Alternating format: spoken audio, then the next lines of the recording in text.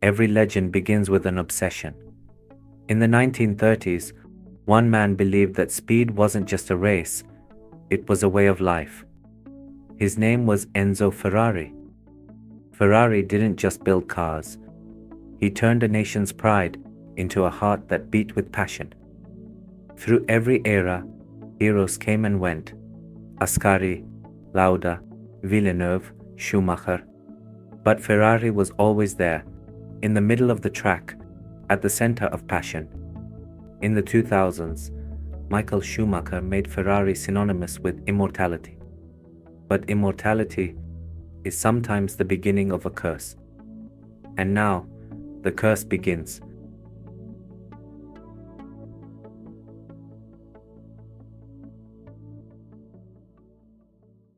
October 21st, 2007. The final race of the season. Ferrari needed a miracle. Lewis Hamilton, a rookie, was on the verge of becoming world champion. But fate, once again, sided with the Reds. Kimi Räikkönen, cold, silent, emotionless, a champion, the last shining star for Ferrari. That day, Ferrari won. And without realizing it, with that victory, they also began the longest silence in history. 2007, Ferrari's last world championship. That same year, a rookie entered Formula One for the first time, Lewis Hamilton. And from that day on, Hamilton became a 7-time world champion. Ferrari, however, never again. Behind that final victory lay a silence that slowly poisoned Ferrari's soul. Michael Schumacher had retired, Jean Todt had left, Ross Brawn had resigned. Ferrari was no longer just a team, it had become a corporation. And inside that corporation, no one dared to dream like Michael Schumacher did. New leaders came, but the vision disappeared. Ferrari stopped trying to win and started trying not to make mistakes. But Formula One is not a game for those afraid of failure. A year later, fate showed no mercy to the Reds once again. Massa lost the championship on the final corner. For Ferrari, it wasn't just defeat, it was the beginning of a curse. In 2007, Ferrari stood at the top, but at that peak, it stood alone, and loneliness corrodes every legend. November 2nd, 2008, the Brazilian Grand Prix. Ferrari was chasing the championship again with Felipe Massa. In that moment, Ferrari thought it had won, but Lewis Hamilton passed Glock on the very last corner, and that pass was the first dagger to Ferrari's heart.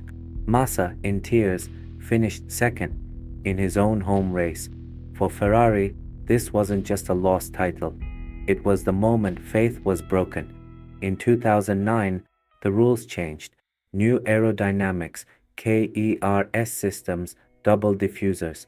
Ferrari was caught unprepared.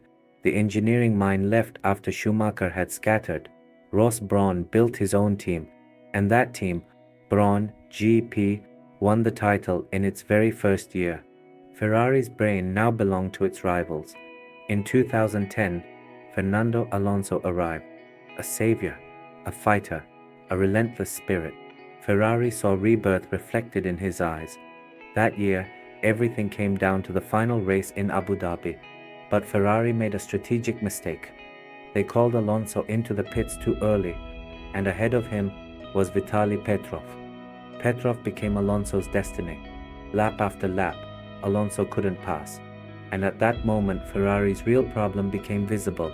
Not the car, but the strategy. Not the speed, but the decisions. Ferrari was no longer racing, it was calculating. From that day on, every pit call, every tire choice, every decision was a gamble. In 2012, Alonso performed another miracle. With a slower car, he fought for the championship until the final race. But Red Bull had become a machine. The perfect harmony of Vettel and Newey left Ferrari technically powerless. The garage at Maranello fell silent. The legend was still red, but its spirit had turned grey. From 2008 to 2013, Ferrari hoped every year, but each hope died in a single strategic mistake. No one wanted to take risks anymore. Ferrari, obsessed with avoiding errors, forgot how to win. And that is why the 2010s were not an engineering crisis, but a cultural one. 2015, Ferrari wanted to be reborn once again, and through the door walked hope. Sebastian Vettel, four-time world champion, a German following in Schumacher's footsteps. The whole world believed maybe the curse would finally end. When he won in Malaysia, everyone said the same thing. Ferrari is back. But Ferrari never truly came back. Vettel's passion reminded everyone of Ferrari's glorious past, but the shadow of that past was blocking today's reality. In 2017, in the heart of the Mercedes era, Ferrari fought back. But strategy errors, engineering gaps, internal pressure, each became a link in a heavy chain. Every victory was a spark of hope. Every mistake, a wound. And then, Hockenheim, the summer of 2018. Vettel, leading in his home race. But the rain began to fall. A single mistake, the end of a season. But those who thought it was just an accident were wrong. With that crash, Ferrari's spirit broke. That day, Ferrari didn't just lose points, it lost belief. In 2019, a new name arrived, Charles Leclerc. Young, fast, fearless. But it was also the beginning of a political handover. Ferrari was now divided, not between drivers, but between visions. Leclerc won, and the Tifosi roared. But behind the garage walls, Vettel's quiet farewell had already begun. Once again, Ferrari created hope, only to destroy it itself. In 2020, the world changed. The pandemic, empty tracks, silent paddocks. Ferrari changed too, but in the wrong direction. Engine scandals, FIA secret deals, loss of speed. Ferrari was no longer just slow, it was suspicious. That year, Ferrari fell to 6th in the standings.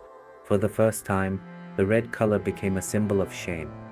Vettel left at the end of 2020. He didn't just leave a team behind, he left his faith. And Ferrari had to start over, once again. Hope was reborn, but the curse still lived on. With Vettel's departure, Ferrari's spirit was gone. But in 2021, Maranello found new hope. A leader determined to rule with reason, not emotion. Mattia Binotto. Binotto was an engineer, a strategist, a man of systems. His plan was clear. Not feelings, but data would win. When the 2022 season arrived, Ferrari's F175 looked like a masterpiece.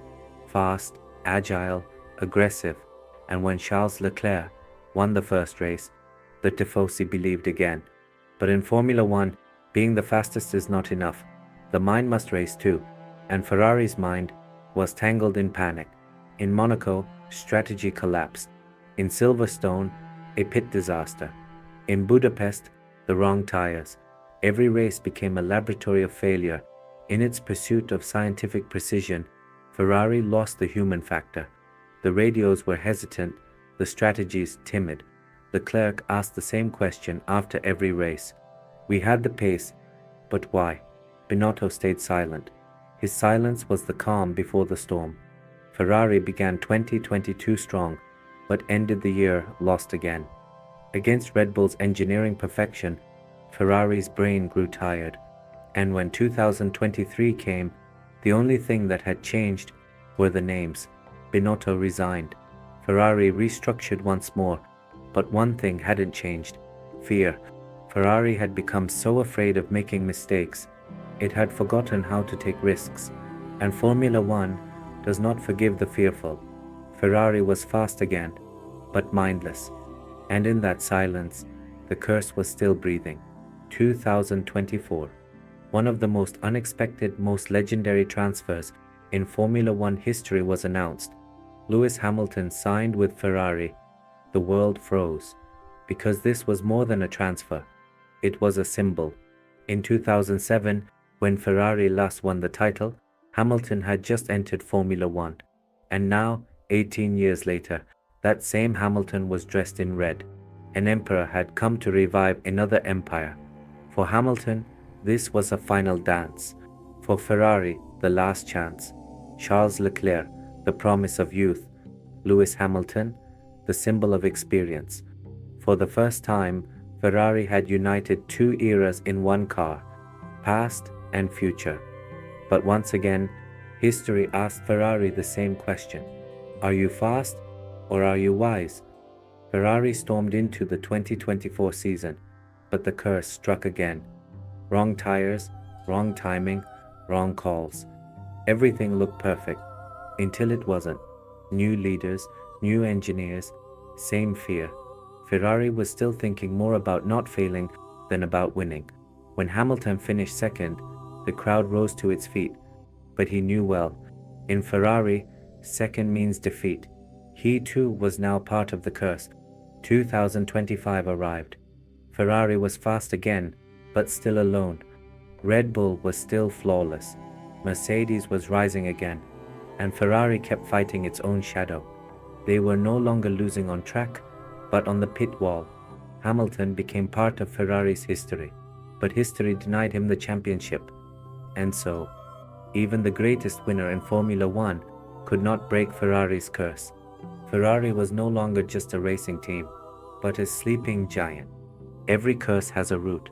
Ferrari's curse is not mechanical, it's emotional. This is not the story of winning, but the story of fearing to lose. In every era, Ferrari had its hero, and every hero ended up alone. Because at Ferrari, mistakes aren't just consequences, they're crimes, and that fear of guilt has become genetic. Ferrari is more than a brand. It's a national symbol, Italy's pride, the passion of its people, the legacy of the state. But it's also a massive prison of expectations. No one here wants to make mistakes, and to avoid mistakes, no one takes risks. That's why Ferrari can't evolve, because innovation requires the courage to fail. Ferrari's engineers now only search for what's right. But champions don't find what's right, they find what's brave. That is Ferrari's curse, a culture of fear. Leaders change, drivers change, cars change, but fear remains. Different years, same faces, different generations, same mistakes, yet Ferrari is still loved. Because Ferrari isn't loved for being perfect, but for being human. Passion, failure, pride, defiance, all are in Ferrari's DNA. Perhaps Ferrari's curse isn't a curse at all. Maybe it's simply the price of being so human. Ferrari is always dramatic. It always lives at the edge. And maybe that's why it never ends. Because this team isn't legendary for winning, but for enduring even when it loses. Every curse can end, but its end doesn't come with a miracle. It comes with awareness. Ferrari's story is no longer just about lost races. It's about learning how to begin again. In 2025, Ferrari's face is changing. Young engineers, new ways of thinking, AI-driven analysis. They're no longer building just a car, they're building a vision. Ferrari carries the weight of its past on its shoulders, but maybe now, that weight is no longer a burden, but a reminder. Hamilton and Leclerc, two eras, one purpose, to make red meaningful again. Maybe it won't happen this year, maybe not the next, but Ferrari has already learned how to be reborn. It's no longer just about the championship, it's about redefining itself. When Ferrari stops fighting its past and starts learning from it, the curse will end. Maybe that day, Ferrari will win again. But the real victory won't be winning. It will be remembering why it wins. Ferrari is not a team. Ferrari is humanity's courage to fail passionately. And as long as that passion burns, even the curse becomes immortal.